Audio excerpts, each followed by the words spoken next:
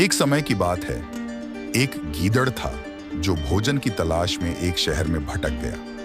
वह भूखा था और कुत्तों के एक झुंड उसका पीछा कर रहा था।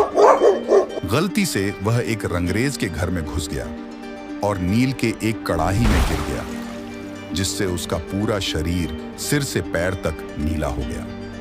जब वह घर से भागकर जंगल में वापस आया तो सभी जानवर उसकी उपस्थिति से आश्चर्यचकित हो गए और उसकी पहचान नहीं कर पाए। इस स्थिति का फायदा उठाकर गीदड़ ने इसे अपने लाभ के लिए इस्तेमाल करने का फैसला किया। उसने घोषणा की कि वह भयंकर उल्लू है, जिसे देवताओं के राजा इंद्र द्वारा जंगल की रक्षा के लिए पृथ्वी पर भेजा गया है। भोले जानवरों ने गीदड़ की बात मान ली।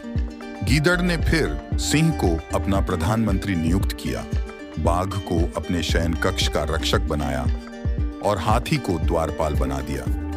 उसने सभी गीदड़ों को जंगल से बाहर भगा दिया ताकि वे उसे पहचान न सके। जानवर शिकार करके भोजन लाते और स्वघोषित राजा को देते, और राजा उस भोजन को सभी में बराबर बराबर बांटता, जैसे एक राजा करता है। इस प्रकार वह विलासिता का जीवन जी रहा था। एक दिन गीदड़ों का एक झुंड जोर जोर से चिल्लाते हुए पास से गुजर रहा था। अपनी प्राकृतिक प्रवृत्ति को नियंत्रित करने में असमर्थ होकर भयंकर उल्लू ने अपनी असली आवाज निकाल दी और जोर से चिल्लाया। यह सुनकर जानवरों को एहसास हुआ, आज तक जिसे वे उनके रक्षक समझ रहे थे, वो सिर्फ एक साधारण गीदड़ है जो इतने दिनों से धोखा देते आ रहा है। और उन्होंने तुरंत उस गीदड़ को मार डाला।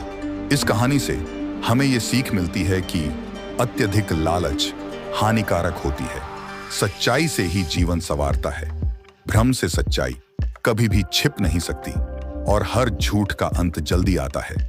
इसलिए हमें हमेशा सच्चाई की राहों में चलना चाहिए।